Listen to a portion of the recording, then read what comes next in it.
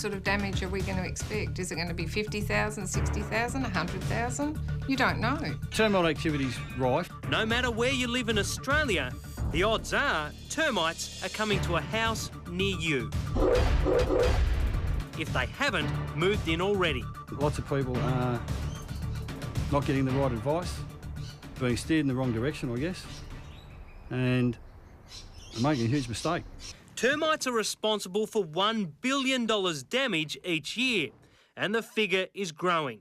You're 100 times more likely to lose your house to termites than you are to a fire, and often it's not covered by insurance. We've got insurance for contents and building, and it's not covered. So you're having to pay for whatever damages you have to your house. Like many homeowners, Melbourne couple Kevin and Bonnie Searle only realised they had a termite problem when the little buggers ate through the paint in their pantry. And when the Searles called in expert Lawrence Byrne to look deeper, their worst fears were realised. Now the whole house is under threat. Rooms gutted, floors out, roof out. Well, it's pretty serious. The Searles thought they were protected because they had concrete stumps. Wrong. The termites simply used them like a highway to the wood. Here we've got dark moist soil, and there's a dark coloured soil termite lead coming up out of the ground.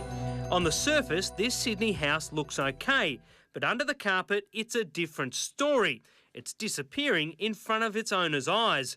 Termites are eating it away. According to John Waddell from Sentinel Pest Control, the damage is so bad, it's almost beyond repair. They will leave it and continue on to a new piece of timber.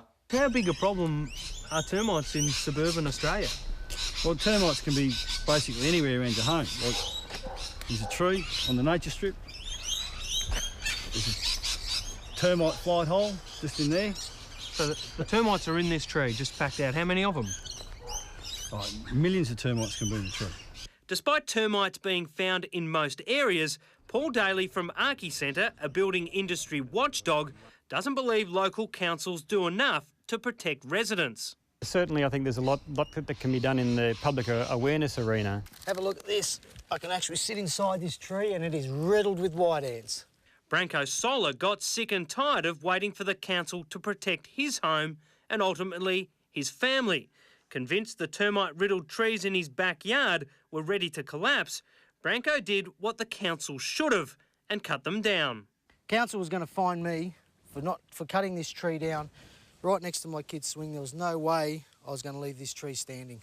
He thought that was the end of it until being served with a notice that the council is planning to fine him $30,000 for destroying the trees.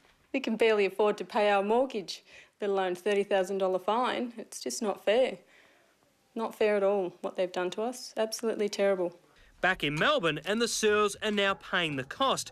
Trees at the end of their street have been marked by the council as termite active, yet Kevin and Bonnie claim they were never warned and the trees have never been treated. We've never had any information come through to us. Around Melbourne, only 15 of 28 councils have declared themselves a termite zone. By doing so, all new homes have to be treated. But that solution offers no protection to already existing homes. You can get termites in trees, and termites will typically forage between 50 and 100 metres from the nest site. So these workers are looking for food, and we've got a council area that has active termites and a smorgasbord of houses in the area where they can come for a food source. It's like being a leper, I suppose, in a sense, but that's not the case. You should be warning your neighbour. Paul from Archie Centre suggests there are ways you can minimise the risk to your home. There's many things in terms of making sure that their garden beds are not up against their houses. Stored firewood next to the house is a source for food. Another common problem would be having timber offcuts and timber framing under the subfloor itself, which is once again another harbour for termites. But like many things in life, there are no guarantees, so be vigilant and have experts inspect your home every 6 months. It could save your house. The risk factor is really high. Worth spending the money to get it checked.